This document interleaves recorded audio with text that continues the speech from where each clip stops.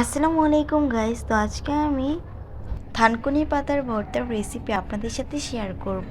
তো এটা অনেক বেশি উপকার। তো আমি এখানে থানকুনি পাতা নিয়ে নিয়েছি, ধুয়ে পরিষ্কার করে। এটা খেলে পেটের সমস্যা দূর হয়ে যায়। তো এটা আপনারা বানিয়ে খেতে পারেন।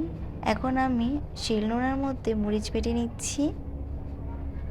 মরিচগুলোকে ভালো করে পেশার পর আমি এখানে রসুন দিয়ে দিলাম। রসুনটাকে ভালো করে মিশিয়ে নিচ্ছি। মরিচটার সাথে রসুনটাকে ভালো করে পিষে নেওয়ার পর আমি এখানে থানকুনি পাতাটা দিয়ে দিলাম। তারপর আমি থানকুনি পাতাটাকেও ভালো করে বেটে নিচ্ছি। দেখুন কত ভালো করে মিশ্রণটা হয়ে যাচ্ছে। এখন আমি বাকি পাতাগুলো দিয়ে দিচ্ছি। দেওয়ার পর ভালো করে পিষে নিচ্ছি। এইভাবে ভালো করে পিষে নিতে হবে যেন মিশ্রণটা অনেক ভালো হয়। তো একটু টাইম ধরে পিষে নিতে হবে।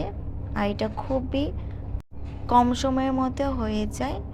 আপনারা চাইলে এই ভর্তাটা যে কোনো টাইম বাসায় বানিয়ে খেতে পারেন। এইভাবেই ভালো করে আমি বেটে নিলাম।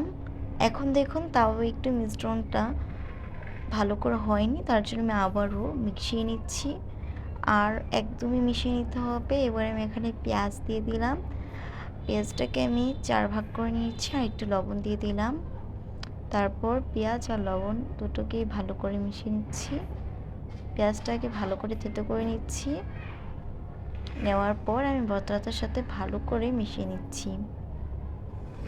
একটু টাইম ধরে করে নিতে হবে যেন মিশ্রণটা অনেক ভালো হয়। আর এই তো রেডি হয়ে গেছে। দেখুন মিশ্রণটা কত ভালো করে হয়েছে। এবার আমি আলাদা একটি পাত্রে নিয়ে নিচ্ছি। এই তো দেখুন কতই আমি, এটা আপনার বাসায় ট্রাই করবেন।